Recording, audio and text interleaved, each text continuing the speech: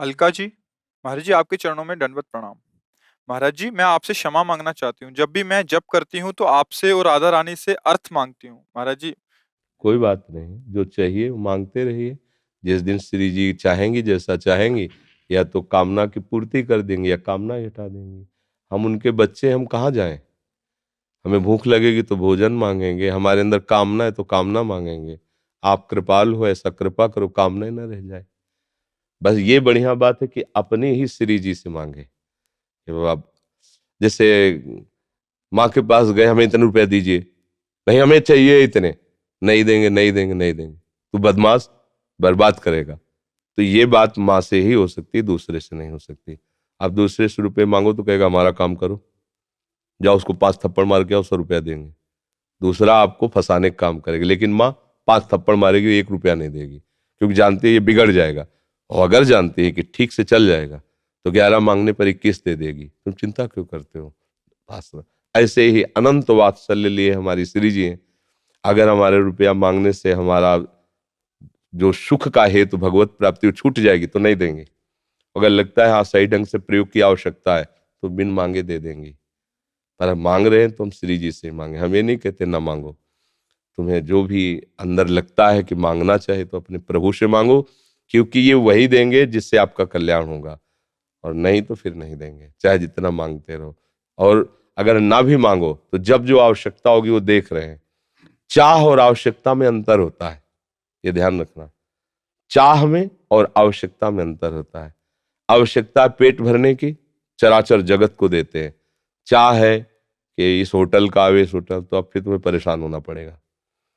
आवश्यकता है तन ढकने की, भगवान सबको, जिनको वस्त्र से तन नहीं ढकना होता उनके रोए ऐसे दे देते हैं कि तुम्हारे शॉल कंबल उनकी गर्मी से फेल हैं। वो ऐसे उनके रोए ऐसे होते, सर्दी छू भी नहीं सकती। देखो कितने कृपालु हैं। जिन पक्षियों को भगवान खुला रखते हैं उनमें ऐसे रोए देते हैं कि जिससे उनका शरीर हिट बना रहे। भगवान बड़े कृपालु हैं। अब हमको चाहिए कि अमुक कंपनी, तो चलो मेहनत करो। नहीं, सबके लिए यथा योग्य भगवान वस्त्र भोजन आवश्यकता की वस्तु देते हैं। चाह की पूर्ति के लिए आपको फिर क्रियाएं करनी पड़ेंगी। और अचाह हो जाओ तो भगवान स्वयं जिम्मेवारी ले लेते हैं। भगवान आपको वैसे ही पोषित करेंगे जिससे आप भ्रष्ट नहीं होगे। अगर चाह करनी तो फिर आपको क्रियाएं करनी पड़ेगी, फिर मेहनत करनी पड़ेगी। पंकज जी चंडीगढ़ से, राधा वल्लभ श्री हरिवंश। महाराज जी आपके चरणों में कोटि कोटि प्रणाम।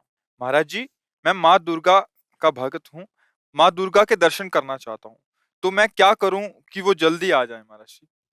जब बच्चा माँ की गोद में बैठना चाहता है तो सबसे पहला उसका कार्य होता है खिलौने खेलना बंद करता है। माँ उसके पास खिलौने भेजती है। जितना वो माँ की तरफ बढ़ने की कोशिश करेगा, माँ कार्यरत है तो उसे खिलौना भेजेगी, दे दो ये सब। वो अगर उन खिलौने से ना खेले, रोए, तो फिर घर के किसी सदस्य को प्रेरणा करती है, बिटिया उठा ले गोद में थोड़ी देर। वो उससे भी चुप ना हो तब फिर वो दौड़ के आ जाती है। भाव, पहले हमको इन भोगों का त्याग करना होगा जिन भोगों में हम खेल रहे हैं।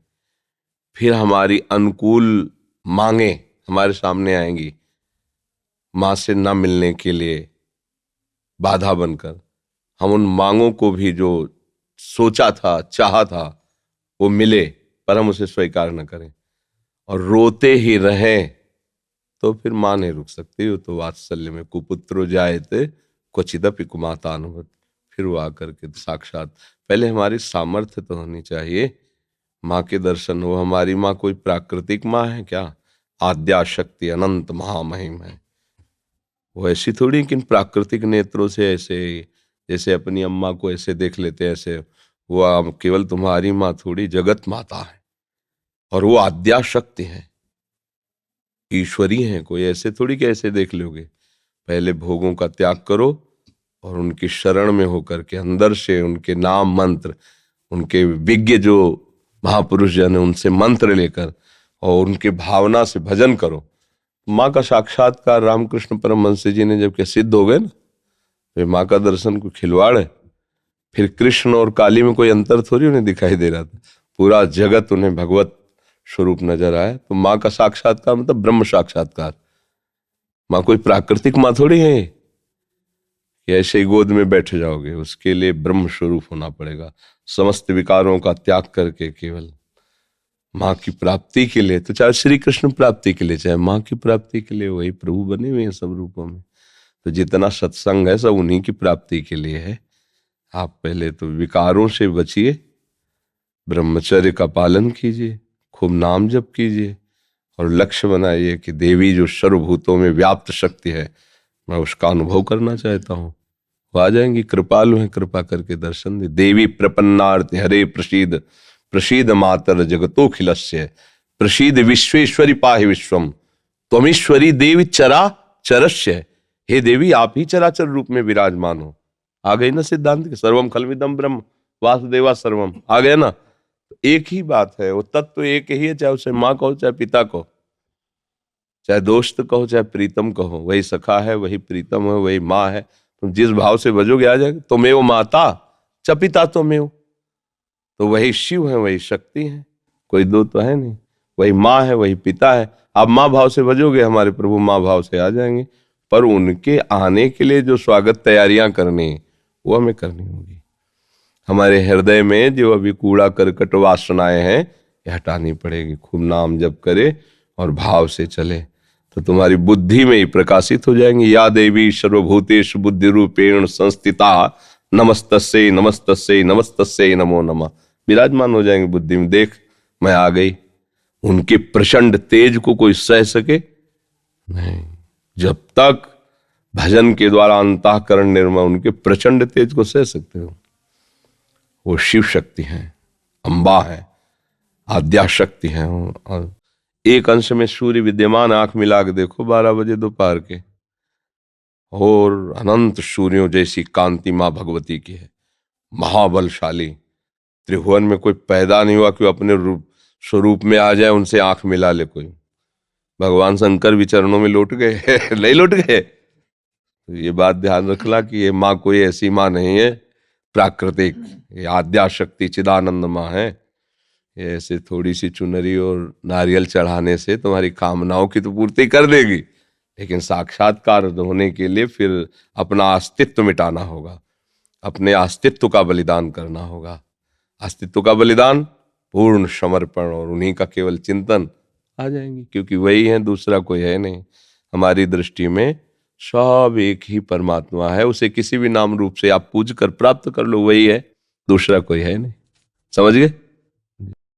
राधे राधे महाराज जी, आपके चरणों में कोटि कोटि प्रणाम। महाराज जी, मैं भजन मार्ग पे आगे बढ़ना चाहता हूँ। महाराज जी, मन में लगातार डर बैठा हुआ है कि मेरे साथ कुछ बुरा होगा। बिल्कुल नहीं डरो। क्या होता है कि हमसे कोई ना कोई गलती होती रहती है। जब तक हम भगवान का निरंतर चिंतन नहीं करते तो वृत्तियां विषय की आती हैं, और विषय की वृत्तियों के द्वारा गलती होती रहती है, अभी या पूर्व में। उन गलतियों का परिणाम आता भय, दुख, शोक, बंधन, निंदा, जन्म मरण, एक क्रम है उसका। ये जो मन में भय आया है ना, ये कोई पूर्व का कर्म है जो अज्ञान आवृत करके मुझे भयभीत कर रहा है। एक जगह ऐसी जहां आपको कोई भय नहीं सता सकता, वो है भगवान के चरणारविंद। अगर उनका तुम में अपनापन हो जाए तो हर समय आप देखोगे कि भगवान का बल आपके अंदर जागृत है, फिर कहीं भय नहीं रहेगा।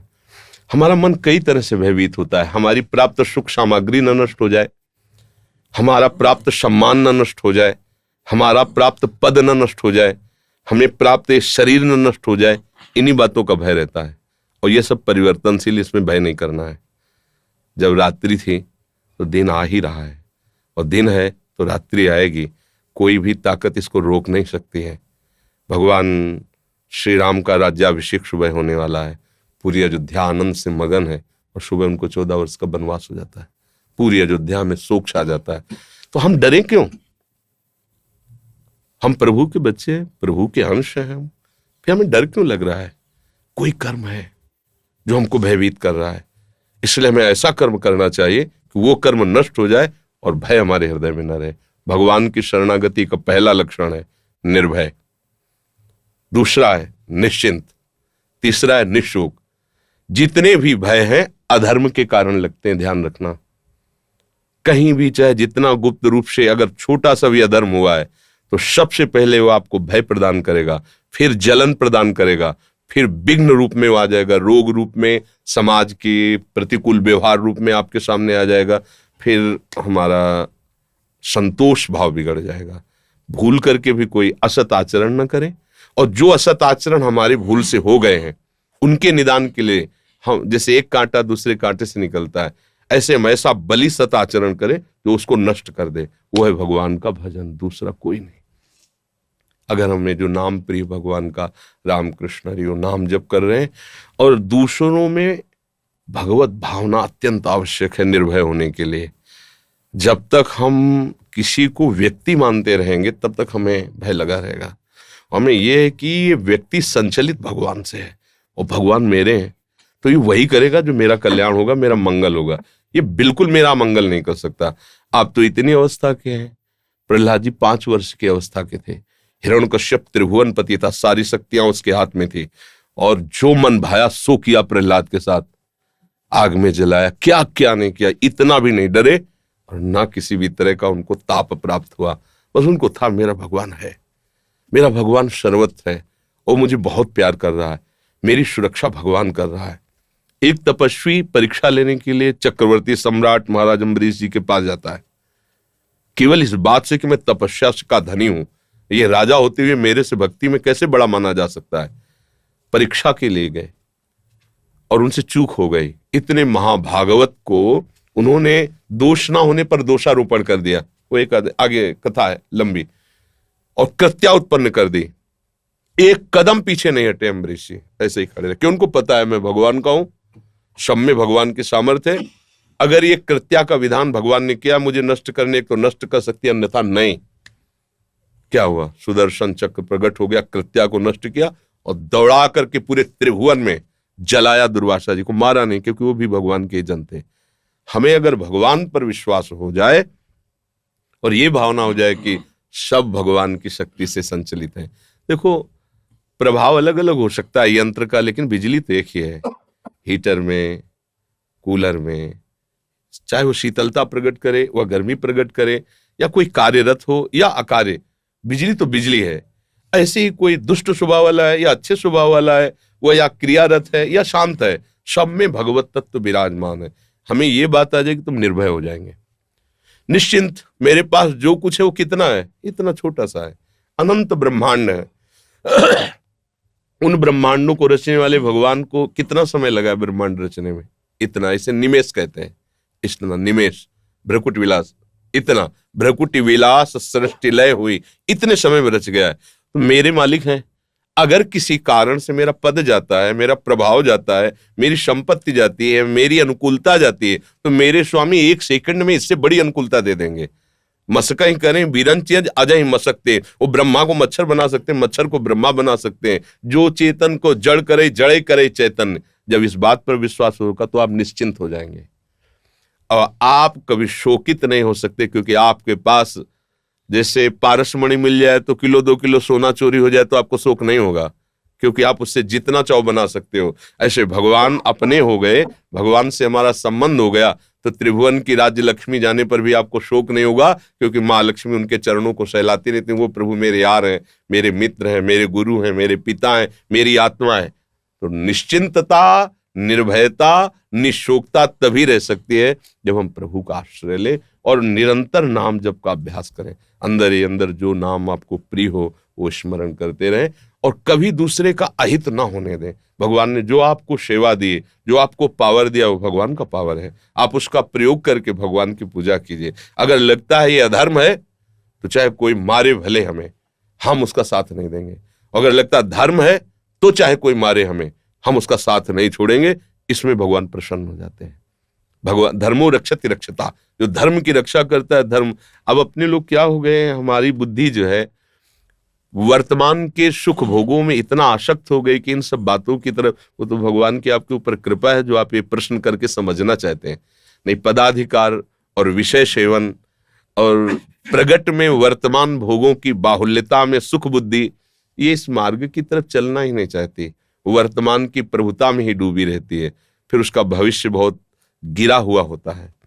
क्योंकि अगर हमारे सत आचरणों के प्रभाव से पद मिला है, सेवा मिली है, और अगर हमने सत आचरण अब संग्रह नहीं किए तो पूर्व के खत्म हो जाने के बाद हमारी गति खुद हम देख लेंगे कि हमारा निर्णय क्या होगा। ये टिकाऊ नहीं है, न ये शरीर टिकाऊ है, न ये पद टिकाऊ है, न ये संपत्ति टिकाऊ आपके पास जो है। ये कभी किसी और की थी, ये पद किसी और का था, कल किसी और का होगा। ये सृष्टि का क्रम है। आपको सेवा मिली है, सेवा कर लीजिए और स्वामी को प्रसन्न कर लीजिए, तो ऐसा पद मिलेगा जो कभी परिवर्तन नहीं होता। वो उनके चरणारविंद है, उनका सानिध्य है। बैंक में कार्य करता हूँ और लोग जो लोन के लिए अप्लाई करते हैं उनका निवारण होता है। तो आज के समय में देखता हूँ कि वो बहुत टारगेट बेस्ड होता है। हमें एकदम लक्ष्य होता है। बैंक वाले कुछ आपको देना ही है, कस्टमर कहीं से लाओ कुछ करो। बस आप भागते रहें। कभी कभी तो लगता है कि हम किस चीज़ों के पीछे भाग रहे हैं, इसका क्या होगा। हाँ, अभी आपके ऊपर भगवान की कृपा है तो बुद्धि काम कर रही है, लाभ ले लो इसका। इसको एक मनोरंजन के तरीके पे लाओ, इसको ज्यादा मानसिक चिंतन में मत लाओ। ये संसार एक स्वांग है, स्वांग सिनेमा नाटक, और इसके पूरा का पूरा नाटक करने वाला, नाटक कराने वाला, नाटक की जो भी अभिनय की वृत्ति, वो सब एक के द्वारा ही प्रकट। जगन नाटक वही भवा, गोपाल शास्त्र नाम में भगवान का एक नाम, उसी का नाटक करो। तो आप स्वांग करो, आप इसमें सत्य का आरोप मत करो, आप एक नाटक कर रहे हो। तो जो आपको बैंक की सेवा मिली, जितना प्रयास कर सकते हो सच्चाई से उस स्वांग का निर्वाह करो, तो नाट्य अभिनय कराने वाला आपको इनाम देगा, इस नाटक से मुक्त कर देगा। सुनना, हर समय भगवत नाम जब करने की चेष्टा करो या करते रहो, और जो कर रहे हो अच्छे से करो, पर स्वांग करो। जैसे एक स्वांग में दो पुरुष, एक पत्नी बनता है, एक पति बनता है, दोनों पति पत्नी का स्वांग करते हैं, दोनों को पता है कि पर्दे के पीछे हमारा इसका कोई संबंध नहीं। ठीक ही ये पर्दा है माया का, इसमें स्वांग जो दिया गया है, पति पुत्र पत्नी कर्मचारी जो भी, उसको आप अच्छे तरह से निर्वाह करो। पर वो स्वांग केवल जो डायरेक्टर है उसकी प्रसन्नता के लिए कर रहे, फीस वो देगा। डायरेक्टर है श्री कृष्ण, फीस है जीवन मुक्तता।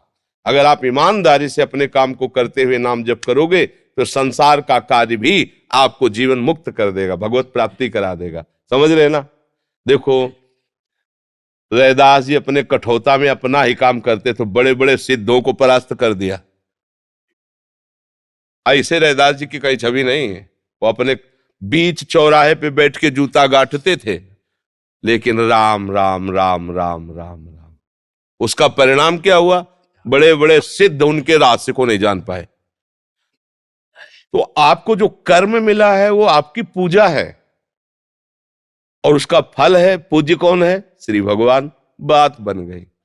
अगर हम उससे सत्य मानकर करेंगे तो हमारा चिंतन ही नहीं जाए। जैसे आप इस समय जो भाव व्यक्त कर रहे हैं वो आप उसे सत्य मान रहे हैं। रोल है, जैसे आपको शराबी का रोल दिया जाए, वो आप बढ़िया निभाए, तो आपने कोई बोतल पी रखी थी क्या? वो पानी रंग भरा और ड्रामा पूरा, जब बाहर निकलोगे ना तो लोग क्या गजब का रोल किया है। तो बस इस रोल से बाहर निकलने के समय मालिक बोले क्या गजब का रोल किया, कहीं पता नहीं यार, कहीं चूक नहीं की, तो मालिक तुम्हें मुक्त कर देगा। केवल नाटक है। हमें बाबा जी का स्वांग मिला है, आपको गृहस्थी का स्वांग मिला है, दोनों अपने अपने रोल इस मंच पर ठीक निभाए और दोनों को एक ही फीस मिलेगी, जीवन मुक्त हो जाना, भगवत प्राप्ति हो जाना। इसमें फर्क नहीं पड़ता, इसमें फर्क नहीं पड़ता कि बाबा जी को कोई और भगवत प्राप्ति होती है और गृहस्थी को कोई और होती नहीं। बस अपने स्वांग में चूक गए तो फिर तुम्हें उसी स्वांग में भेजा जाएगा। अभी चलो, अभी ट्रेनिंग पास करो, अच्छा रोल, अच्छा का मतलब ठीक जो आपको। अर्जुन क्या कह रहे हैं? हम सन्यास लेके भजन करेंगे। बोले भगवान ने कहा तुम्हें स्वांग सन्यास का नहीं लेना है, तुम एक वीर योद्धा के अभिनय में हो, वही अभिनय करो, तुम काटो इनको और इसका परिणाम होगा मेरी प्राप्ति। अगर तू समझता है कि तू काटेगा तो देख, विराट रूप में दिखाया, मैं इनको चबा गया हूं जैसे लौंग इलायची चबाई जाती। केवल तू निमित्त मात्र बन जा, तो निमित्त मात्र बन जाओ। स्वांग की बुद्धि और बल वो सब प्रभु दे रहे, हमको बस स्वांग करना है, मस्त हो जाओगे। जब आप असलियत में तो फंस जाओगे। अब असलियत में थोड़ी सी होता है। और स्वांग करने वाला ऐसा स्वांग करे कि देखने वाले को असली समझ में आवे। एक बार नाटक हो रहा था कि अंग्रेज लोग भारतीय स्त्री को मतलब कष्ट दे रहे थे, एक गरीब परिवार को ऐसे, तो वही एक भारतीय बहुत सुलझे हुए नेता बैठे, जूता उतारा, मारा मंच से ऐसे, जो अंग्रेज बना हुआ सीधे लगा। उसने माइक पकड़कर कहा, आज तक मुझे इनाम जो नहीं मिला वो मिला। मेरे अभिनय से तन्मय हो गया और तन्मय होकर इसने सच्ची बात मान ली। यही अभिनय की महत्ता है। सब तुम्हें सच्चे माने पर तुम्हारा अभिनय अभिनय ही रहे। जैसे अभिनेता अभिनय करने में जानता है कि गोली नहीं लगी पर मरने का पूरा स्वांग करना है। हमारा ब्याह नहीं हुआ पर पत्नी का पूरा स्वांग करना है। बेटा नहीं है, 2 घंटे के लिए आया है पर पुत्र का स्वांग कर। ऐसे ही न तुम्हारी कोई पत्नी न तुम्हारा कोई बेटा है, न ये तुम्हारा शरीर है। स्वांग मिला है कुछ वर्षों के लिए, ठीक से निभा लो, भगवान के पास चलो। राधा राधा राधा। नमीश आहूजा जी पटियाला से। राधा वल्लभ श्री हरिवंश। महाराज जी आपके चरणों में कोटि कोटि प्रणाम। महाराज जी, श्री जी की कृपा से मैं 7 साल से प्रतिदिन मंदिर जाता हूँ, प्रतिदिन नाम जप भी करता हूँ, पर मेरे जीवन में जब भी कोई प्रतिकूलता आती है या कोई कार्य सफल नहीं होता तो मेरे शरीर के रिश्तेदार मुझे कहते हैं, कहाँ गए तुम्हारे भगवान, प्रतिदिन मंदिर जाने का क्या फायदा हुआ। जब वो ऐसा कुछ भगवान के विषय में बोलते तो मुझे बहुत गुस्सा आता है। महाराज जी मेरा मार्गदर्शन करें। देखो, अज्ञानी जन तो कुछ भी बोलते रहेंगे। अभी मंदिर जाना या कुछ भी सत्कर्म करना नई खेती है, पर माल तो पुराना ही खाना पड़ेगा। अभी जो पूर्व स्टॉक है गोदाम में वही चलेगा। फसल आगे वाली जब आएगी तो उन जो भी प्रश्न करें कि मंदिर जाते हो तो क्या हुआ, तो किसान पहले खेती तैयार करता है, फिर बीज बोता है, फिर सिंचाई करता है, महीनों सेवा करता है, खूब पैसे लगाकर उसे बल प्रदान करता है खेती को। फिर जाके जब राशि का समय आता है, जैसे निकल गया, अब 1 मन गेहूं बोने वाला 60 मन गेहूं उसी से काट रहा है। अब जब 1 मन गेहूं फेंक दिया और दूसरे दिन उसके पास रोटी के लिए नहीं, अब उसे कोई उपहास करे कि बेवकूफ है ये, फेंक के आया 1 मन, कम से कम पिसवाता तो 1 हफ्ते चलता, क्या करेगा वो 1 मन। तो चुप रहो, 4 महीना चुप रहो, इसके बाद वो 1 मन 60 मन तुम्हें जब देगा तब उसको बताना कि ये देखो 1 मन फेंका था, अब 60 मन आया है। तो अभी आपका मंदिर जाना, भगवत आराधना करना, ये नया कर्म है। ये जब फलीभूत होगा तब तक पता नहीं वो देखने वाले रहें कि ना रहें। क्योंकि कोई भी खेती तत्काल नहीं होती ना, तो इसलिए बच्चा ये सत्कार्य है। सत्कार्य कभी व्यर्थ नहीं होता। जब असत कार्य नहीं बिना दंड दिए रहता तो सत्कार्य तुम्हें मंगल किए बिना कैसे रह सकता है। हाँ, ये जरूर है कि पूर्व जन्म के हमारे कुछ ऐसे कर्म हैं जो हमें भोगने ही पड़ेंगे। हाँ, तो इसमें कभी भगवान पे अश्रद्धा न करे। हाँ, उसको जैसे हम कई बार सत्संग में सुनाया है, उदाहरण से बात समझ में आ जाती है। 1-2 मित्र थे, स्कूल में साथ पढ़ते थे। जब थोड़े सयाने हुए तो एक गलत मार्ग में चला गया। धनी घर का था, शराब पीना, वैश्यागमन करना, जुआ खेलना, बस ऊट पटांग गनत। और एक था गरीब घर का था, वो गंगा नहाना, नाम जप करना, मंदिर जाना, ऐसे शुरू कर दिया।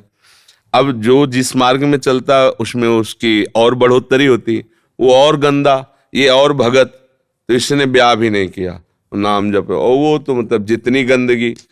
एक दिन दोनों मित्रों की मिलान हो रही थी, वो उधर से आ रहा था और ये इधर गंगा नहा के नाम जप करते हुए जा रहे थे। तो जे देखा मित्र से इतना बड़ा खजूर काटा होता ना, इतना बड़ा काटा पार कर गया। वो भगवान का नाम लेते हुए बैठ गए और वो लांग बूट पहने हुए नशे में एकदम। बोले, देख लिया तेरे भगवान ने क्या किया, पूरा जीवन हो गया ना गंगा नहाते हुए, अब क्या देख मेरे पास वैभव, क्या कमी है। लोग जहां जाते 4 लोग आओ बैठते, मौज मस्ती, कहते थे हमारे साथ रहे, मौज मस्ती में रहेगा। अब इतना कह के तो चला गया। 4 कदम बढ़ने पर उसको एक अटैची मिली जिसमें हीरे थे। लौट के फिर आए, बोले, देख रहे तेरे कांटा लगाओ मेरे। अब तो उसका विश्वास नष्ट हो गया कि यार मतलब वास्तविक कुछ नहीं है, सब गंगा नहाना है, सब चला गया। इतने में जब किसी का विश्वास टूटता है तो भगवान उसको, जैसे आपको यहां भेज दिया, या भगवान स्वयं समझा देंगे। क्योंकि विश्वास भगवान पे किया ना तो वही समझा, ये ड्यूटी है उनकी, वो समझा देते।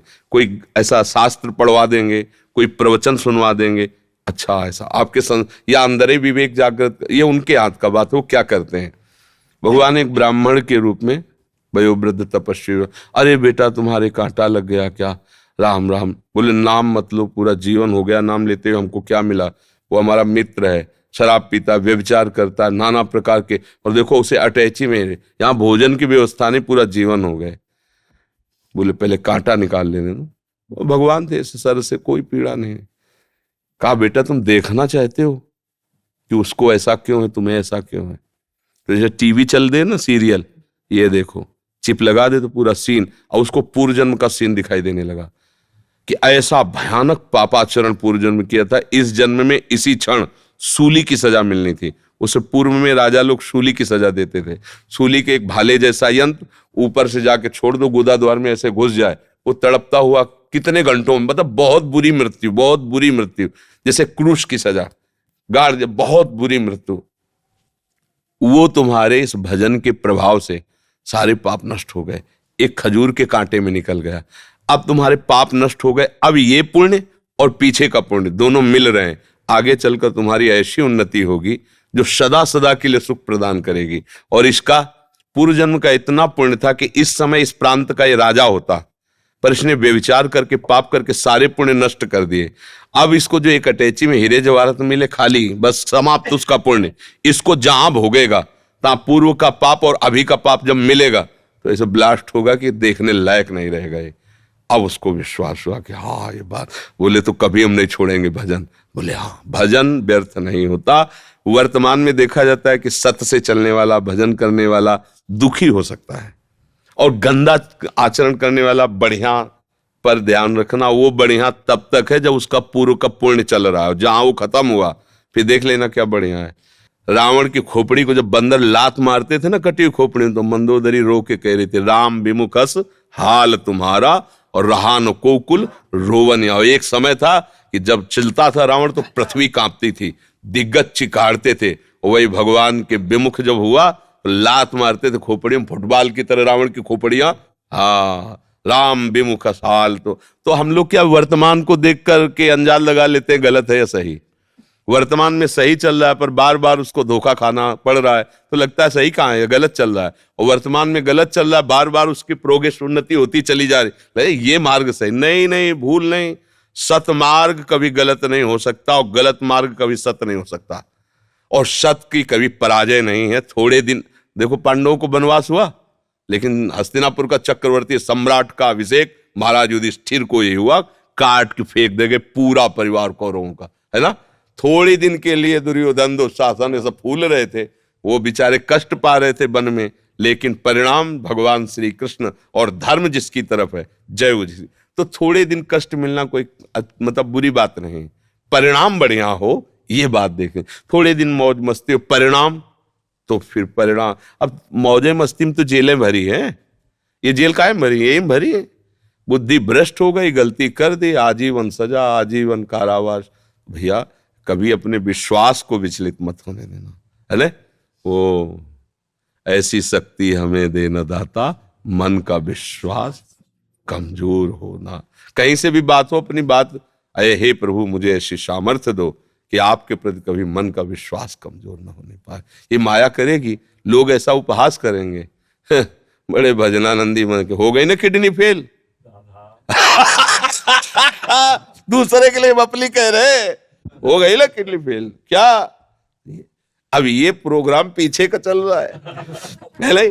हमारी नई खेती है, ये देख लो नई खेती है। आप नौजवान राधा राधा ऑफिसर रैंक के लोग नौकरी छोड़कर बाबा जी बने बैठे, ये हमारी कमाई है, और ये हमारे पीछे की कमाई है। पूर्व जन्म का कोई पाप, माँ के गर्भ से ही ऐसी रचना की किडनी की कि अब जाकर कोई फेल हो गई। ये गर्भ से ही होता है, पॉलिसिस्ट किडनी डिजीज, ये एक रोग होता है जो माँ के गर्भ से इसकी रचना होती है, ये वंशानुगत आता है। तो किसी के कहने से क्या है भाई, सब संसार में अपने अपने मन से चल रहे हैं, वो कुछ भी बोल सकते, भगवान को गाली दे सकते हैं, ले भगवान को गाली दे, तो किसी के मुंह में नहीं लगना, अपनी बात समझना है। बड़े भाग्यशाली हो जो तुम मंदिर जाते हो धर्म भाव में। शराब तो नहीं पीते होगे? हाँ, पीना भी नहीं, हाँ कोई भी तो समझता, ठीक है। ये नकारात्मक जो सोच होती है पाप के कारण बनती है, मलिन मन के कारण बनती है। जैसे पुण्य हो तो नकारात्मक क्रिया में भी सकारात्मक सोच हो जाए, और पाप जोर कस जाए तो सकारात्मक क्रिया में भी नकारात्मक नास्तिकता आ जाए, ये पाप का होता है। नाम जप करो, पाप नष्ट होंगे, चिंतन बदल जाएगा। चिंतन जो ही सकारात्मक होगा, आनंद आ जाएगा, आस्तिकता बढ़ेगी, सकारात्मक सोच बढ़ेगी, आनंद बढ़ेगा। नास्तिकता बढ़ेगी, नकारात्मक सोच बढ़ेगी, तो खूब आप अनुभव करके देख लीजिए, हृदय जलेगा और बड़ी से बड़ी उन्नति में भी आप अवनति का अनुभव करेंगे, बड़ी से बड़ी सफलता में भी आपको असफलता याद लगेगी। और अगर सकारात्मक सोच है तो असफलता में भी आप सफलता ढूंढ लेंगे। तो हमें लगता है कि नाम जप करने से, भगवत लीला कथा श्रवण करने से हमारे विचारों का परिवर्तन होता है। ये नकारात्मक विपरीत भावना कही जाती है। इसी विपरीत भावना का त्याग भगवान की शरणागति से होता है। निर्भय, निशोक, निश्चिंत, विपरीत भावना का त्याग, संशयों का नाश, ये सब भगवान की शरणागति से होता है। हरि को अपना आश्रयदाता मानकर खूब नाम जप करो, लीला कथा गाओ, सेवा करो, अभी बुद्धि ठीक हो जाएगी। नकारात्मक सोच ही तो दुर्गति का कारण है। यही जब बढ़ जाती है तो डिप्रेशन हो जाता है, मरा हुआ आदमी रहता है। फालतू में भय, बिना कारण के भय की रचना कर लेना, बिना कारण के विषाद की रचना कर ले, ये सब नकारात्मक सोच का ही तो है ना। हाँ, कोई तुम्हें बहुत अपनापन दिखा रहा है तो नकारात्मक, ये ऐसा क्यों कर रहा है, मतलब क्या लेना चाहता है, क्या है ऐसा वो आदमी। अगर सकारात्मक सोच है, कोई बुरा भी करना चाहता है तो लगता है भगवान है ना, वो संभाल लेंगे ना, ये क्या बिगाड़ पाएगा, भगवान है ना, तो मस्ती आ जाएगी। तो हमें लगता है नाम जप कीजिए और भगवान का आश्रय लीजिए। संजय जी, श्री हरिवंश प्रभु कोटि कोटि प्रणाम। महाराज जी, मैं आपसे पूछना चाहता हूं कि किस्मत और मेहनत दोनों जब साथ ना दें तो क्या करना चाहिए? भगवान का भरोसा ले लेना चाहिए। अच्छा, किस्मत किसे कहते हैं पहले तुम्हें समझना चाहिए। किस्मत किसे कहते हैं? जो हमने पूर्व में कर्म किए हैं शुभ अशुभ, उन्हीं का परिणाम किस्मत बनता है आके। और कर्म जो हम नवीन कर रहे हैं, नहीं तो नवीन कर्म जो हमारा होता है वो पूर्व प्रारब्ध से प्रभावित होता है। तो जैसे आपने व्यापार किया, आपको सफलता नहीं मिली, पूरा सच्चा प्रयास किया, लेकिन पूर्व का जो कर्म है वो आपको बाधा पहुंचा रहा है। जो पाप है वो आप, अगर आपका व्यापार सफल हो गया तो आप सुख भोगोगे ना, वो नहीं सुखी होने देगा। कौन? आपका कर्म। ये नवीन कर्म है, पर पूर्व का आपका प्रबल प्रारब्ध बुरा वो चढ़ा बैठा हुआ है। अब एक कर्म ऐसा नवीन हो जो प्रारब्ध को रौंद दे, वो है राधा राधा राधा। और इसे कोई पकड़ नहीं रहा, समझो, इसे कोई पकड़ नहीं रहा। आप भगवान नाम जप करे, भगवान का आराधन करें, ये उसको नष्ट कर देगा। अहम त्वाम सर्व पापेभ्यो मोक्षयिष्यामि मा शुचा, मैं तुम्हें पवित्र करूं। अब अपने बल से नहीं हो सकता भैया, इतना कुठार जमा है, गोदाम जमा है, वो हमें आगे। मैं सपने में बहुत देखता हूँ आपको। अरे कौन सपने, सब देखते सब है। कैसे यहाँ तक आ गया? देखो भाई, हमारी जागृत की सत्ता ले तो स्वप्न की क्या हाल है। अब जागृत की तुम्हें वो स्वप्न नजर आ रहा, हमें ये सब स्वप्न नजर आ रहा। उमा कहो में अनुभव अपना, सत हरि भजल जगत सब सपना। रमन आनंद श्रीवास्तव जी, महाराज जी आपके चरणों में कोटि कोटि नमन। महाराज जी, मैं अपने द्वारा किसी को भी तनिक भर भी कष्ट नहीं पहुंचाना चाहता, परंतु अगर किसी भी कारणवश ना चाहकर मुझसे कोई ऐसा अपराध बन जाए या किसी को कष्ट पहुंचे, तो मैंने किसी को कष्ट पहुंचाया है उसे सोच सोच के वो आत्मग्लानि होने लग जाती है। नहीं नहीं है, विवेक रखो। हम किसी को दुख पहुंचाने की चेष्टा नहीं कर रहे। अब कोई अपने आप अपनी बुद्धि के द्वारा द्वेष करके, ईर्ष्या करके, मत्सरता करके या क्रिया करके दुख भोग रहा है, तो उसके कर्म का फल है। हमको उसमें विषाद करने की जरूरत नहीं है। ऐसे विषाद में तो परेशान हो जाओगे, भजन ही नहीं होगा। फिर किस किस को सुखी करेंगे? कौन कौन सी सामने पेशगी होगी आपके, हम सबको सुखी कर दोगे क्या? किस भाई, कौन कौन क्या मांगे रखेगा? कोई चाहेगा कि तिलक मत लगाओ यार, हमें अच्छा नहीं लगता। तो क्या यार कंठी बांधे नाटक, हमें अच्छा नहीं लगता। बहुत से हम किसकी अच्छा लगने की बात, हमको क्या अच्छा लगता है, शास्त्र सम्मत है कि नहीं, वैसे चलना है। तुमको जो दुख सुख भोगने को मिल रहा है, तुम्हारा चिंतन, तुम्हारा कर्म है, हमारे द्वारा नहीं होगा। अगर हमारे द्वारा किसी को पीड़ा पहुंचती है, कष्ट पहुंचता है, हमने जान के पहुंचाया है, तो हम प्रभु से क्षमा मांगते हैं। अन्यथा फिर ऐसे संसार है, वो अपने आप सोचकर दुखी हो, सोचकर चिंतन बिगाड़ लियो, बात अलग है। तो इसलिए विवेक का आश्रय लो, नहीं तो परेशान हो जाओगे। ऐसे सीधे साधे आदमी कि यार वो दुखी, आप क्या करें? हम बहुत तरह के लोग होते हैं। देखो, अगर संसार में जीना है तो कुछ युक्तियां सीखनी पड़ेंगी। धर्म से चलो हम कह रहे, किसी का अहित नहीं, पर कोई तुम्हारा अहित करने आ रहा है तो ऐसे थोड़ी बैठ जाओगे। कोई तुम्हें मारने आ रहा है तो बचाने की कोशिश करनी चाहिए। जब ना बच पाए तो फिर भगवान की जैसी इच्छा हो। ऐसे हमें किसी को दुख नहीं देना है, लेकिन अगर कोई अधर्माचरण करने आ रहा है तो तुम्हें दुख हो या सुख इसकी परवाह नहीं। अब नहीं तो अगर आप ऐसे बाबा जी बनकर साधु हो, घर के सब बर्तन छिला ले जाएंगे तुमसे, तुम्हें जीना मुश्किल कर देंगे। एक बार नारद जी निकले तो एक गांव के लोगों ने कहा कि यहाँ का एक सांप बाम्बी में रहता है, बड़ा भयंकर, पूरा गांव डरता है। तो नारद जी दिव्य भाषा संपन्न भी थे, बामी के पास गए, उसको बुलाया, निकल है। बोले देखो आज के बाद किसी को काटना नहीं फिर हम तुम्हें दंड देंगे। जो 2-3 दिन बाद उधर से निकले तो घायल पड़ा था। बोले तुम्हारी दशा कैसे? बोले आपने की है। बोले हमने क्या किया? बोले रोक दिया था ना कि काटना नहीं, अब जो आता है वो ईंटा डंडा मार, हम बाहर निकलना मुश्किल है। बोले फुसकारने के लिए थोड़ी मना किया था, काटो मती लेकिन फुसकार ऐसी मारो कि कोई नजदीक लावे, समझ रहे हो ला? तो ये जो सांसारिक लोग होते हैं, काटो मत लेकिन फुसकार तो रखो कि तुम्हारी भाव में इतनी दम होनी चाहिए। अरे जीवन जीने के लिए मिला है, पवित्र जीने के लिए मिला है। हाँ धर्म पूर्वक चलो, कोई अधर्माचरण कर रहा है तो तुम्हारी आंख में दम होनी चाहिए कि रेखा मत पार करना। रेखा पार हुए तो देखो एक तरफ भीष्म जी हैं और एक तरफ भगवान हैं, और जब भीष्म विपक्ष में खड़े तो तान के बाण श्री कृष्ण को मार रहे, साक्षात श्री कृष्ण, और उन्हीं के सेवक है, उन्हीं के भक्त है। खेल खेलना सीखो। कुछ एकदम सरल हृदय के जल होते ना, तो उनको लगता है किसी को दुख न पहुंचे, किसी को क्षोभ, अभी ये मुंह बनाए कैसे इसको प्रसन्न करूं, तो कभी नहीं प्रसन्न कर सकते। तुम ये लिख लो, हम अपनी बात कहते हैं। मान लो तुम तो गृहस्थ में रह के सोचते हो हम बाबा जी हैं, हमें लगता है मेरे द्वारा कभी किसी को भूल कर भी असंतुष्टता ना हो, और जब कोई असंतुष्ट जरा से दिखाई देता है तो मुझे लगता है क्या मेरे से गलती हो गई। फिर विचार आता है क्या वो अपनी सोच में असंतुष्ट है तो उसे हम कैसे सुधार सकते हैं। वो हमारी बात माने तो अभी सुखी हो जाए, तो हम भी नहीं सुधार सकते। अगर आप सुधरना ना चाहो ना तो हम भाई भाई लगे रहेंगे, क्या होगा? आप बात मान लो, अभी बात सुधर जाए।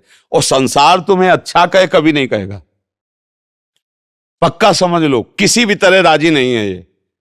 एक आदमी घोड़े को लेके जा रहा था, पिता थे उसके और वो था, पिता थोड़े बूढ़े थे, तो उन्होंने कहा पिताजी आप बैठ जाओ, हम पैदल चल रहे हैं घोड़ा पकड़े। 4 लोग मिले, बोले यार इस बुड्ढे को शर्म नहीं आता, लड़के को पैदल चलवा रहा है, घोड़े पे स्वयं बैठा जा रहा है। बोले बेटा तुम बैठ जाओ। आगे बोले जवान हो, शर्म आनी चाहिए, बूढ़ा पैदल चल रहा है, तुम घोड़े पे बैठे हो। बोले आओ पिताजी तुम भी बैठ जाओ। दोनों बोले आराम का घोड़ा मिला होगा तभी दोनों चढ़े उसमें। बोले दोनों उतर जाओ, दोनों उतर। बोले से बेवकूफ घोड़ा खाली जा रहा, तुम अब वो करे तो क्या करे? अब हमें ये बताओ कि घोड़े वाला करे तो क्या करे? संसार जीने दे, किसी की मत सुनो, दोनों आराम से बैठो और यात्रा करो। ये संसार अगर कि ये ना कहे तो कभी ये मानने वाला नहीं। चुप हो जाओ तो वो गाली देगा, बोलने लगो तो वो गाली देगा। शांत अपने मार्ग में चलो, धर्म से चलो, तुम्हें लोग क्या कहते हैं ये सुनना बंद करो, तभी आगे बढ़ सकते हो। नहीं तो इस मार्ग में या कहीं भी आप देखो, जो लोग अपना कमा रहे हैं, धर्म से चल रहे हैं, पड़ोसी ही उसको नष्ट करने के लिए विधान बनाते रहते हैं, वो जलते रहते हैं। अगर आप अपने को भगवान की शरण में रखकर भजन मार्ग में नहीं चलोगे तो ऐसे ही झगड़ा होता रहता है। आपस में घर परिवार के झगड़े हो, जेल हो, थाना पुलिस सब वो भोगते रहते हैं। विवेक है नहीं, पशुओं की तरह जीवन व्यतीत करते हैं। नाम जप करो, किसी को कष्ट मत दो। अगर कोई दुखी हो रहा है तो उसका भाग्य, उसका विचार, उसका चिंतन, हमारे द्वारा कष्ट नहीं दिया जा रहा है। दिनेश कुमार जी बिहार से। राधा वल्लभ श्री हरिवंश। महाराज जी बचपन से ही स्वामी रामसुखदास जी महाराज जी के शरणागति पुस्तक पढ़कर भगवत शरणागति के मार्ग पर चलना शुरू किया, परंतु कोई प्रगट में मार्गदर्शक नहीं होने के कारण पतित हो गया, ब्रह्मचर्य अधोगामी हो गया। 2.5 साल से सत्संग नित्य सुनता हूँ और राधा राधा राधा वल्लभ श्री हरिवंश जप करने का भी प्रयास कर रहा हूँ, फिर भी अखंड ब्रह्मचर्य नहीं रह पा रहा। कृपया मार्गदर्शन करें कि अब अखंड ब्रह्मचर्य रहकर आपके द्वारा। अखंड ब्रह्मचर्य बहुत कठिन बात है, बहुत कठिन बात। उसके लिए निरंतर सानिध्य चाहिए, प्रगट खान पान संयम आसन प्राणायाम व्यायाम। ये अखंड शब्द उनके अंदर आता है जो ऋषि कुलों में रहे हैं, जो ऋषियों के आश्रमों में शासन में रहे हैं, जहां संसार का इतना विषय बाहुल्यता है, जहाँ का खान पान अपवित्र है, जहाँ का संग दूषित है, तो आप कुछ क्रिया करें न करें, वो ऊर्ध्वगामी थोड़ी वीर हो जाएगा। और वीर बिना ऊर्ध्वगामी हुए अखंड कैसे हो सकता है? उसके लिए आसनों पर 6-6 घंटे पद्मासनों पर बैठे, बिना हिले डुले, भीषण कष्ट हुआ पर उसे शांत, तो सुषुम्ना नाड़ी खुली, वीर ऊर्ध्वगामी हो। प्राणायाम के द्वारा प्राणों का संयम, शरीर को व्यायाम के द्वारा स्वस्थ, आसनों के द्वारा वश में कर लेना, आहार के द्वारा पवित्र बुद्धि करना, इंद्रिय भोगों का दृश्य श्रवण संभोग इनसे दूर रहना, इंद्रिया पवित्र, तब जाके वीर ऊर्ध्वगामी होता है। उसे कहते हैं अखंड ब्रह्मचारी। अब वीर अधोगामी हो चुकता है जब, तो उसका प्रवाह बन जाता है। क्रिया करो ना करो, वो प्रवाह में जब उसका एक समय होता है, वो फिर अपने समय से निकलता रहे। अब उसमें कि क्रिया अगर नहीं करते, कोई स्वप्न में आदि गंदी क्रिया नहीं देखते और स्वाभाविक हो जाता है, तो तुम्हें अपराध नहीं लगेगा और तुम अखंड ब्रह्मचारी नहीं कहे जाओगे। उसके लिए बहुत से अखंड ब्रह्मचर्य ऐसे थोड़ी होता है। हाँ, प्राणों की बाजी लगा देनी पड़ती है और रोना होता है। हम लोग रोए हैं, कैसे कैसे बड़े बड़े महात्माओं से सब। तो 6 घंटे आसन पे बैठे, हर नस नाड़ी आग उगलती है। पद्मासन लगाया कभी? कभी लगाया पद्मासन? है? अब जानते ही नहीं, तो अब अखंड ब्रह्मचर्य ऐसे थोड़ी रोका जा सकता है। सिद्धासन पर, सिद्धासन बाएं एड़ी, गुदा और मूत्रेंद्री के बीच के स्थान में दबा के ऐसे, दाहिनी एड़ी उसके बीच में ऊपर ऐसे मूत्रेंद्री के ऊपर रख करके सीधे ऐसे, ये सिद्धासन 3 घंटे बिना हिले, हर नस नाड़ी ऊर्जा, वो ऊर्ध्वगामी। ऐसे थोड़ी होता है कि ऐसे अखंड ब्रह्मचर्य तो शब्द ही नहीं लग सकता। ब्रह्मचर्य सुरक्षित रखने का प्रयास हो सकता है, जैसे खान पान, थोड़ा व्यायाम आदि से, वो अखंड और निरंतर भगवदाकार वृत्ति, ना कोई विषय श्रवण, ना कोई विषय सेवन। ये तो बड़े बड़े ब्रह्म ऋषियों का संकल्प होता है, महात्माओं का जो योग में चढ़े बड़े हैं। आप तो बस इतना करो, गंदे आचरण मत करो, गंदी क्रिया मत करो, गंदा भोजन मत खाओ, नाम जप करो, व्यायाम करो, शरीर को थकाओ दौड़ भाग सेवा से, तो वो लंबा समय तक चलेगा, पर वो अखंड स्थिर नहीं होगा। ऐसा नहीं हो सकता है। व्यवहारिक वातावरण में सांसारिक भोगों के बीच में रह के मनमानी भोजन करते हुए ऐसे ऐसे नहीं होता है।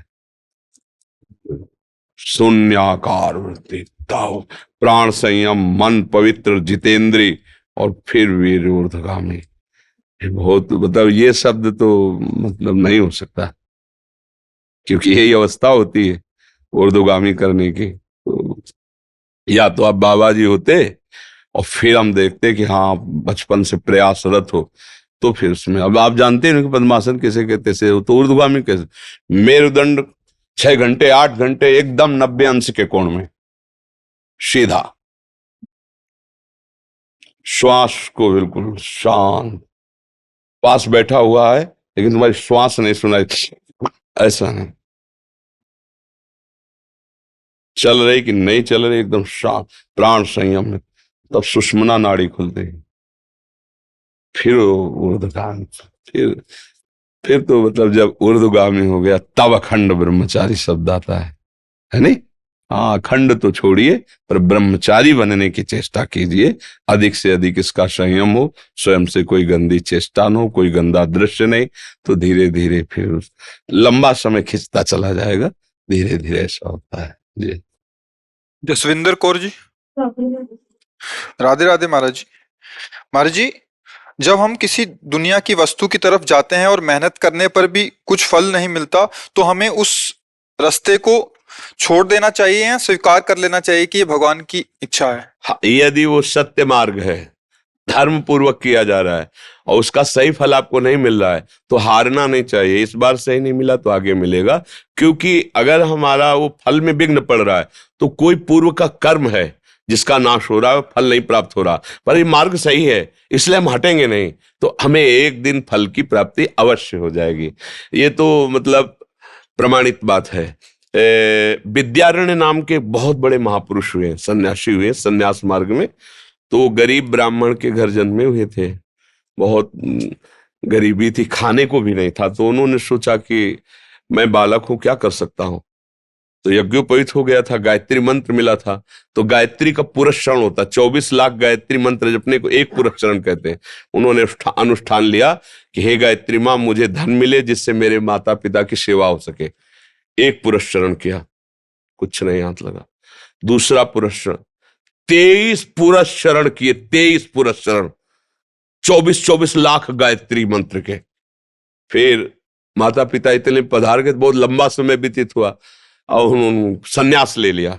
जे भी संन्यास लिया तो साक्षात माता गायत्री सामने प्रकट, और उनका अब जो तुम चाहो, देवराज इंद्र का पद भी चाहो तो तुम्हें दे। बोली माता मुझे जरूरत थी, मेरे माता पिता भूखों मर गए, उनके लिए मैं आपका बोले तुम्हारे 24 ऐसे महापाप थे जिनके कारण तुम्हें धन का सुख नहीं मिल सकता था। अब तुमने 23 पुरस्चरण किए, वो खत्म हो गए, और संन्यास ले लिया, 24वां अपराध न। अब तुम जो चाहो, बोले अब हमें कुछ ले, अब तो सन्यासी हो चुके हैं, अब तो बस ऐसा आशीर्वाद दो कि जिस धर्म में है उसी में दृढ़ हो जाए। इससे पता चलता है कि तुम्हारे जो पूर्व के पाप है, जब तुम सुख साधन में लगते हो तो वो विघ्न पहुंचाते, तभी तो तुम्हें दुख पहुंचेगा, क्योंकि तुमने जो पाप कर्म किए उनको तुम्हें भोगना पड़ेगा। तो अब जैसे किसी पापी आदमी को देखा जाता है, वो जो करता सफल होता चला जाता है, तो आपको संशय हो जाएगा कि हम तो धर्म से चल रहे, जो करते उसमें निष्फलता, और ये सफल होता चला जा रहा है, क्योंकि उसका सर्वनाश होना है। उसके थोड़े पुण्य हैं, उन पुण्यों के प्रताप से सफल हो रहा है और खूब पाप कर रहा है। तो पीछे का पाप और अभी का पाप जब जुड़ेगा, ये पुण्य खत्म हो जाएंगे, मिटिया मेट हो जाएगा। जिसे नहीं कहते मिट्टी में मिल गया, परिवार का परिवार सब, राज वैभव सुख मित्र सब मिट्टी में मिल जाएगा, धूल धूसरित हो जाएगा। और धर्म से चल रहा है, भले 2-4 सब्जी नहीं है, एक दाल रोटी या एक नमक रोटी खाता है, लेकिन परिवार स्वस्थ, और धीरे धीरे धीरे वो दीपक की तरह प्रकाशित होगा, हाइलोजन की तरह जल करके फ्यूज नहीं हो जाएगा। इसलिए धर्म से चलोगे तो हम मानते हैं कि आपका पूर्व कर्म आपके सुख में बाधा पहुंचाएगा, लेकिन वो नष्ट हो जाएगा कर्म, और जहां वो कर्म नष्ट हुआ बाधा वाला, तो आपको सुख प्राप्त होना शुरू। इसलिए धैर्य पूर्वक चला जाता है। किसी भी धर्मात्मा पुरुष के चरित्र को आप पढ़ करके देखो तो आपको मिलेगा, कई विपत्तियां आती है, कई संकट, तो उससे थोड़ी आ रहे हैं जो अभी कर रहे हैं। ये पुरानी फसल है, अभी जो गेहूं बो रहे हैं तो अभी खा लोगे क्या? वो तो 5-6 महीना लगेंगे फसल परिपक्व होने। तो अभी हम भजन कर रहे हैं और अभी हमें कष्ट मिल रहा है, ये हमारी पुरानी फसल है, हमारा स्टॉक है, वो चल रहा है। हम लोग समझते नहीं ना, तो लगता है जब से माला शुरू किया, जब से आरती शुरू की, तभी से सारी विपत्ति टूट पड़ी। ऐसा नहीं है, उसका समय निश्चित है, तुम्हारा कर्म निश्चित है। अगर भजन ना भी करते तो भी वो आके तुम्हें दंड देता। भजन कर रहे हो, जल्दी जल्दी निपट जाएगा, आगे सुख ही सुख है। नंदिनी जी ऑस्ट्रेलिया से। महाराज जी कोटि कोटि प्रणाम। महाराज जी, भक्ति के विषय में जानना सुनने के बाद भी पूरी एकाग्रता से, सिंसेरिटी से भक्ति में मन नहीं लगता, इसे कैसे ठीक करूं? देखो, अभी जाना नहीं, आप कहते पूरी तरह जान लेने से, ऐसा नहीं। अगर हमारी जानकारी में है कि असली ये 2000 का पड़ा है, तो कदम आगे नहीं बढ़ने देगा। 2000 रुपया कदम नहीं बढ़ने देगा, वही रुक लड़खड़ा जाओगे और झुकोगे, और आसपास कोई देख तो नहीं रख, चाहे जितने करोड़पति हो, समझ रहे हैं? क्योंकि आप असली बात जानते हैं कि 2000 रुपए की सामान मिल जाएगी, आपको महत्व उसका पता है। अभी आपको भक्ति का, आप केवल बुद्धि से जाने, महत्व नहीं पता। जिस दिन महत्व पता चल जाएगा तो हृदय ना एक क्षण के लिए भी भगवान का विस्मरण नहीं करेगा। अभी नाम का महत्व नहीं है, अभी भक्ति का महत्व नहीं है।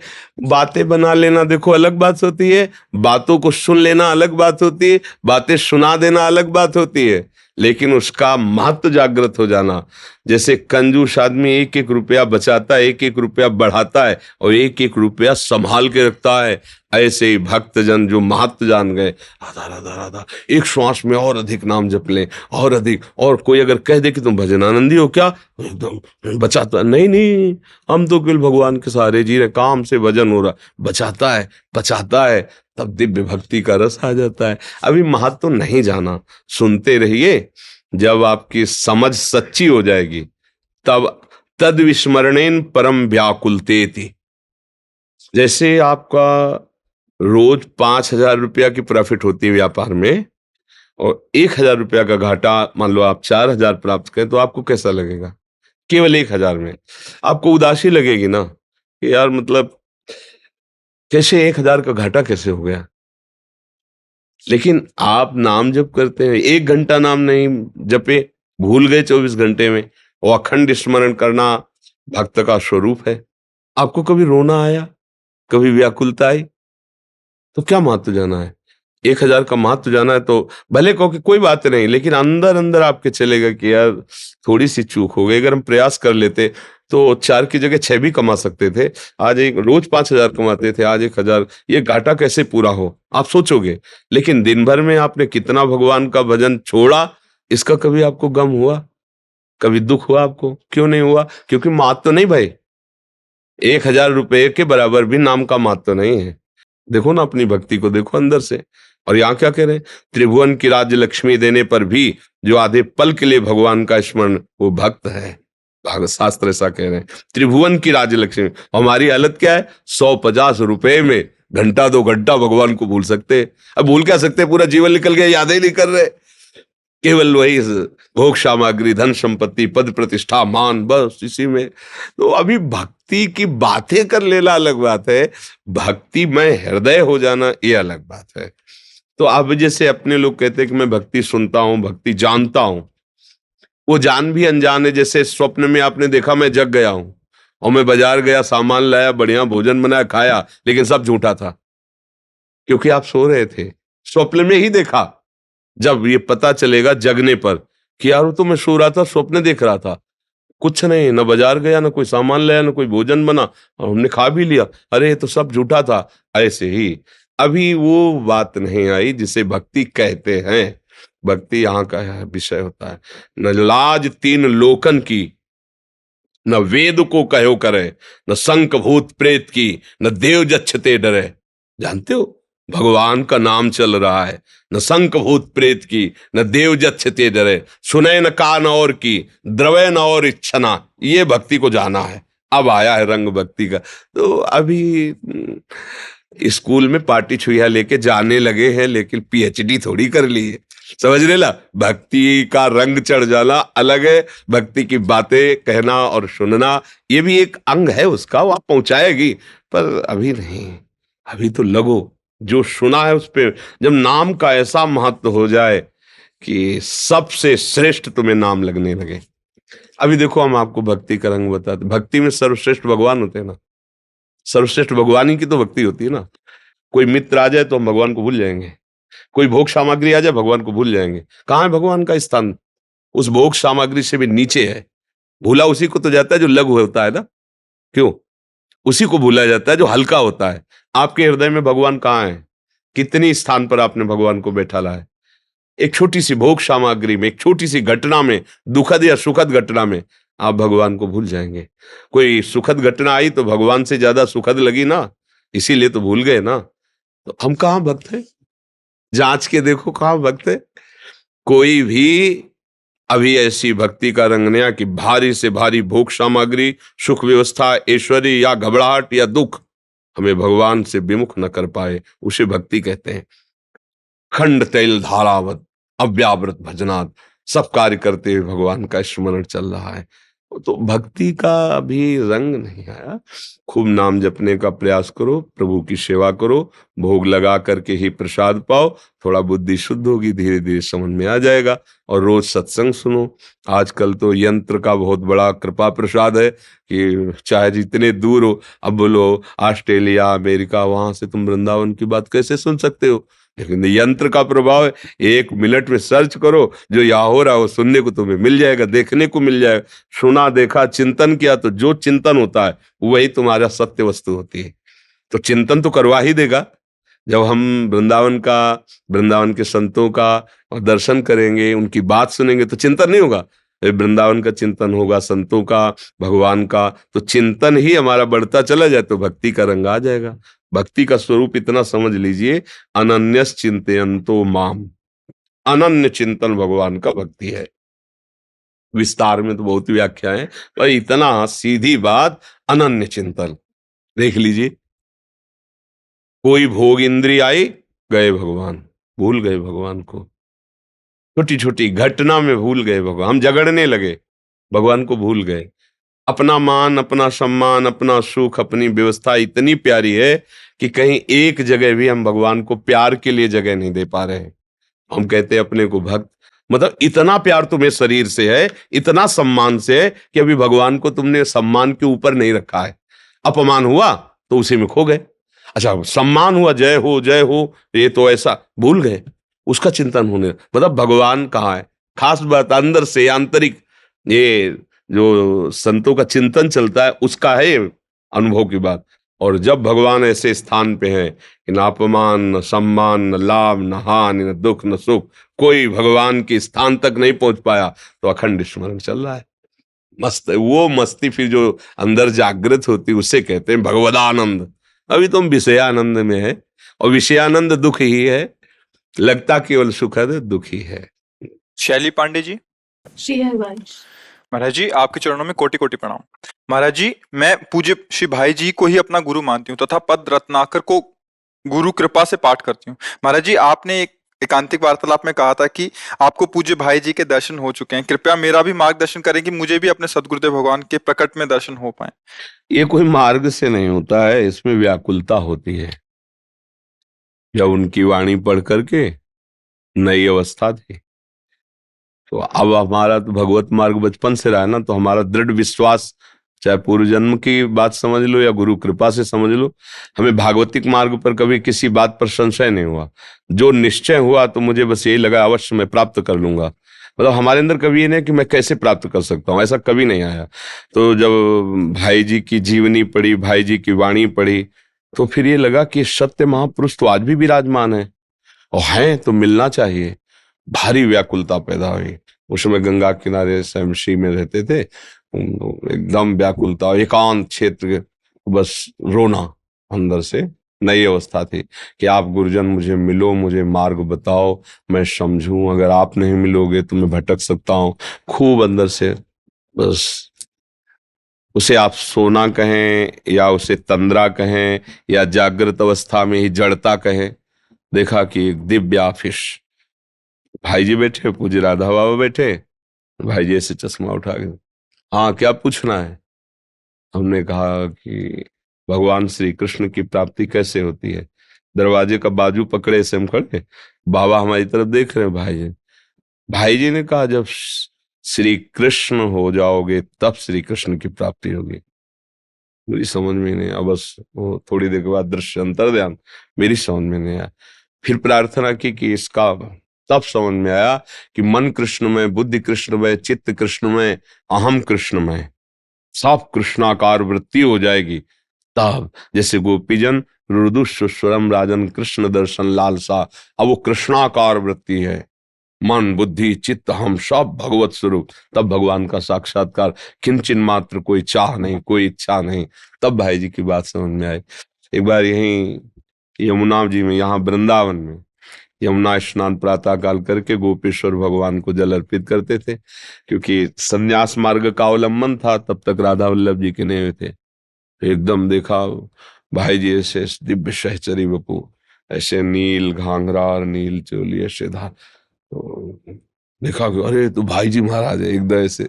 तो जब हमारा प्राण तदात्म हो जाता है और हम व्याकुल हो जाते हैं, तो फिर दर्शन हो जाता है। वो हैं, क्योंकि भगवान और भक्त अभेद हो जाता है। अब वो भगवान में और भाई जी में इतना अंतर नहीं है, और वो हैं यही है, वृंदावन में है ना, क्योंकि प्रिया प्रीतम तो यही है ना वृंदावन में। तो हमारी व्याकुलता चाहिए। वो व्याकुलता ऐसा नहीं कह सकते कि इतना हो, ऐसी हो, जिया ना जाए अंदर की बात कि अब नहीं, अब अगर नहीं तो फिर प्राण निकल जाएंगे। बस उसी समय अनुभव होने लगता है, महापुरुष जन कृपा करने लगते हैं। इसमें कोई साधन नहीं, प्यार कोई सिद्धांत से, प्यार का अलग सिद्धांत होता है, प्रेम का एक अलग सिद्धांत होता है। उसमें कैसे जिया जाए, अपने प्राण प्यारे के बिना कैसे जिया जाए, चाहे इष्ट में हो या गुरुदेव में हो। जब ये बात आ जाती है तो दरस बिन दूखन लागे नयन, मीरा जी कह रहे हैं, दरस बिन दूखन, पूरी रात व्यतीत हो जाती है। हे गिरधर, पूरा दिन रास्ता देखते हो जाते हैं, कैसे कैसे, जबकि समाये हुए हैं रोम रोम में गिरधर। तो नाम जप कीजिए और उन्हीं से प्रार्थना कीजिए कि आप हमें दर्शन के पहले दर्शन की व्याकुलता दीजिए। ऐसी लालसा कि ब्रह्मादिक के भोग सब विषम लागत ताहि, नारायण ब्रजचंद की लगन लगी है जाए। मुझे आप चाहिए बस।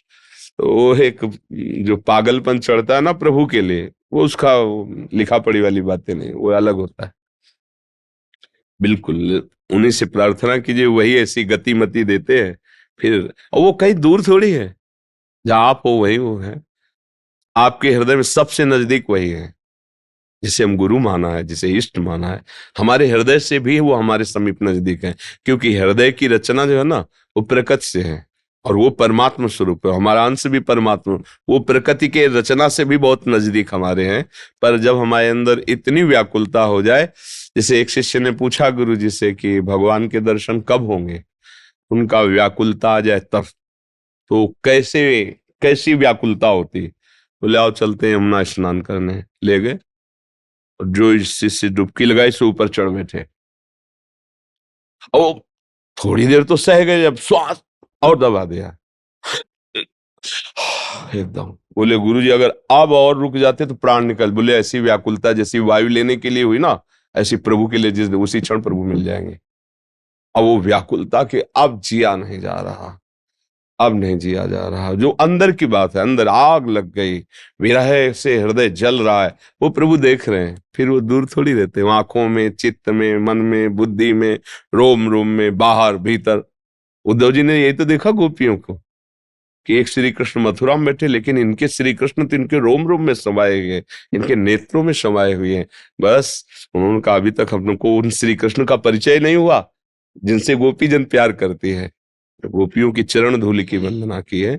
खूब नाम जप करो और इष्ट आराध्य देव गुरुदेव से प्रार्थना करो कि वो अपनी व्याकुलता दें, अपना प्रेम दें। महाराज जी, भाई जी, एक अलौकिक विभूति पुस्तक में पूज्य सदगुरुदेव भगवान भाई जी ने भाव समाधि में युगल मंत्र बोला था। क्या हम उसे गुरु मंत्र मानकर जप कर सकते हैं? बिल्कुल, क्या शब्द तो हटा ही दीजिए। बताया परमार्थ में संशय बिल्कुल नहीं। बिल्कुल जब हमने गुरु स्वीकार किया है तो उनका वो मंत्र हमारे लिए गुरु मंत्र है, और उसे स्वीकार करके ना कभी मुख से बोलिए ये बात और ना वो मंत्र, दोनों बात समझो कि क्या ऐसा नहीं, क्या शब्द हटा दीजिए। और आज से इस बात का प्रश्न नहीं होना चाहिए। हमारे गुरु हैं, हमने वर्ण किया है, मंत्र मिल गया है, मुझे हो गए, बस चुपचाप सिद्धांत से चलिए। अगर उसमें आपको ही संशय रहा तो फिर बात क्या बन गई? किसी से सपोर्ट की जरूरत है? हमने जिसका वर्ण किया किसी के सपोर्ट से है ना, कि वो सपोर्ट कर दे तो हम मान लें, वो सपोर्ट ना करे तो हम ना माने। नहीं, तुम सपोर्ट करो या ना करो, तुम्हारे सपोर्ट से ही मतलब नहीं। ब्रह्म ऋषि जन आकर सप्त ऋषि पार्वती जी से कह रहे हैं कि सुना है आप तपस्या कर रहे हो वर प्राप्ति के लिए जी। तो भगवान शंकर में क्या है? मृग चर्म धारण करते, चिता की भस्म लगाते हैं, जटाओं का बवंडर है। अरे ऐसे दूल्हा तुम्हें मिला दे तो वैकुंठ में विराजमान भगवान श्री हरि है शायद। महादेव में क्या गुण है? गुण समुद्र भगवान श्री हरि। उनका माना महादेव अवगुण भवन। अवगुण में एक भी गुण नहीं माना, आपकी बात। महादेव अवगुण भवन, विष्णु सकल गुण खान, पर जेहि का मन जैसन रमय ते ते ही सम। कोट जन्म लग रगर हमारी, बरऊं शंभु न तरहूं कुमारी। करोड़ जन्म तक मैं तपस्या करूंगी और वर के रूप में चाहूंगी तो केवल महादेव जी को चाहूंगी। किसी की सलाह की जरूरत है? अपनी निष्ठा, अपना प्यार, अपने हृदय का विषय कभी प्रश्न मत करना इस विषय में, नहीं तो संशय हो जाएगा। नहीं, अब कोई कह दे नहीं अब वो तो अब अंतर ध्यान हो गए, प्रगट में तो गुरु बनाना ही पड़ेगा। वो प्रगट है, जिसको अगर हम मानते हैं कि मेरे प्रभु हैं तो प्रगट है, वो कण कण में है। अगर सत्य है तो त्रिकाल सत्य है, त्रिकाल सत्य है तो इस समय भी है। फिर हमें क्या संशय करना? बस अपने भाव में दम होनी चाहिए। बात यह है, अपना भाव किसी के सपोर्ट में नहीं होना चाहिए। वो सपोर्ट हटा ले तो हमारा भाव गिर जाए, नहीं, किसी का कोई सपोर्ट नहीं, सीधे हृदय से स्वीकार किया, बस बात बन गई। और जब उनको आगे बढ़ाना होता तो आगे बढ़ा देते हैं, उनको आगे जैसे बढ़ाना होता है। हाँ, एक जगह कस के पकड़ लो, वही सब बना देंगे, क्योंकि वही एक है परम तत्व, दूसरा नहीं।